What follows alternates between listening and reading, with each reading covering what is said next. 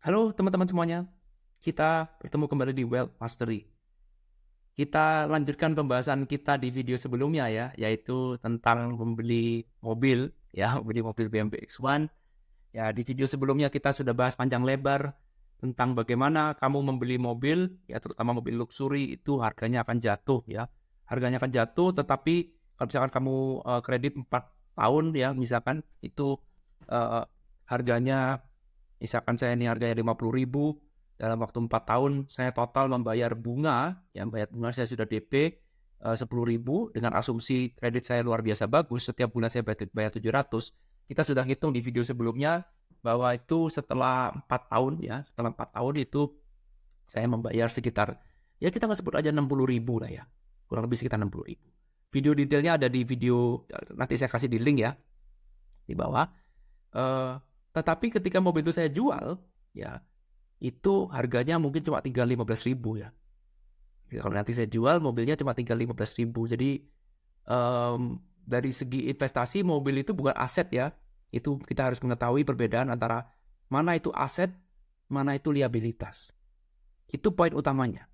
Jadi aset itu adalah segala sesuatu yang kita beli lalu kemudian harganya naik. Sedangkan liabilitas adalah segala sesuatu yang kita beli lalu harganya turun. Itu namanya liabilitas.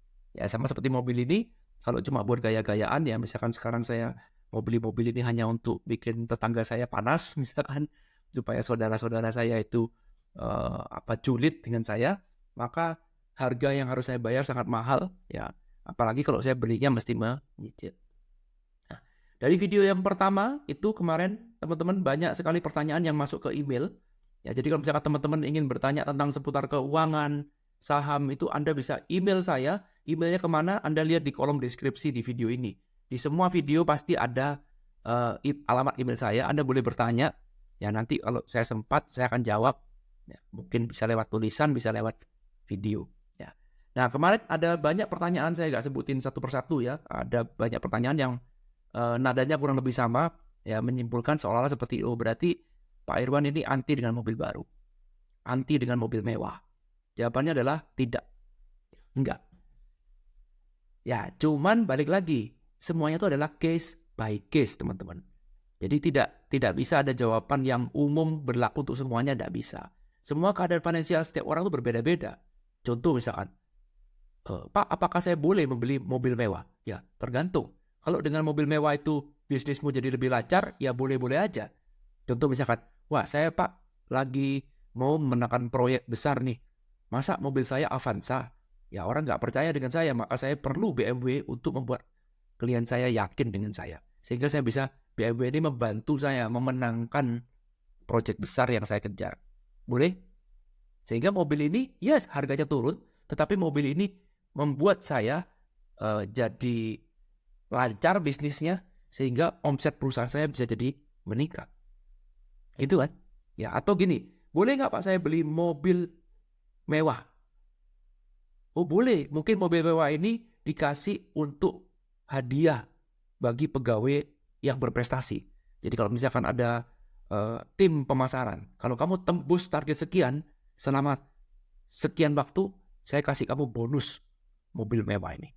Sehingga dia akan memotivasi orang merasa bangga dengan ini. Sama seperti MLM kan, betul ya? Orang kerja MLM itu kan suka dikasih bonus Honda CR-V, kasih bonus Mercedes-Benz, ya BMW dan segala macam. Ya. Sehingga membeli mobil ini bisa meningkatkan kinerja perusahaan. Oh ya, itu benar, boleh. Ya, jadi saya tidak langsung mengatakan bahwa kamu nggak boleh beli mobil mewah, nggak boleh beli mobil baru karena pasti rugi. Iya, secara harga pasti rugi, tapi kalau kamu bisa mengkonvert ini, ya mobil ini menunjang pekerjaan kamu sehingga sales kamu bisa meningkat 3 kali lipat, 5 kali lipat, maka kerugian itu akan ketutup. Benar nggak? Ya, jadi case by case. Yang nggak boleh itu adalah kalau kamu beli mobil ini, ya ngutang karena penghasilan kamu nggak cukup, cuma buat gaya-gayaan mobilnya ngantor di rumah, ya cuma duduk-duduk di rumah, pergi cuma dipakai belanja seminggu sekali. Waduh, ini penurunannya gila-gilaan. Setiap hari waktu berlalu turunnya gila-gilaan, perawatannya gila-gilaan, pajaknya gila-gilaan, asuransinya gila-gilaan. Ya, itu poinnya. Jadi bukan berarti dipukul rata nggak boleh beli mobil mewah. Enggak, semuanya peruntukan, case by case. Apa tujuannya? Itu ya. Oke. Bisa dipahami ya? Jadi tidak benar kalau mengatakan bahwa, oh berarti kalau begitu Pak Irwan tidak setuju kita beli mobil baru. Setuju-setuju aja. Ya case by case, kalau kamu misalkan income kamu udah cukup besar, bisnis kamu jalan, semuanya sudah baik-baik saja, cash flow-mu bagus, ya kenapa enggak?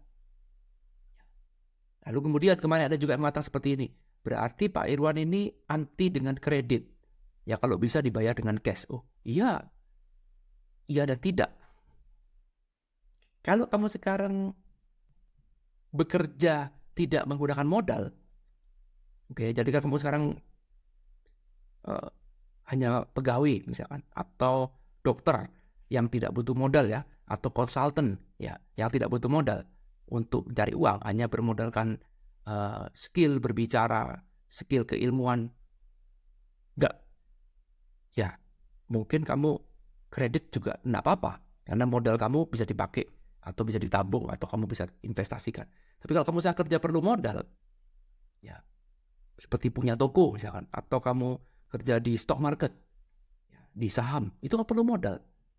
Ya maka sebaiknya kalau misalkan kamu mampu atau perlu untuk membeli mobil ini, sebaiknya kredit. Ya, betul kan? Ya contoh sangat sederhana.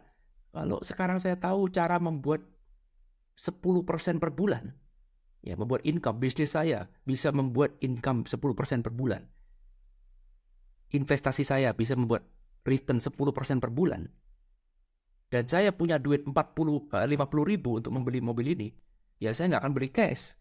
Betul? Ya pasti saya akan taruh 50 ribunya itu untuk investasi saya, sehingga setiap bulan saya bisa menghasilkan return $5.000 setiap bulannya.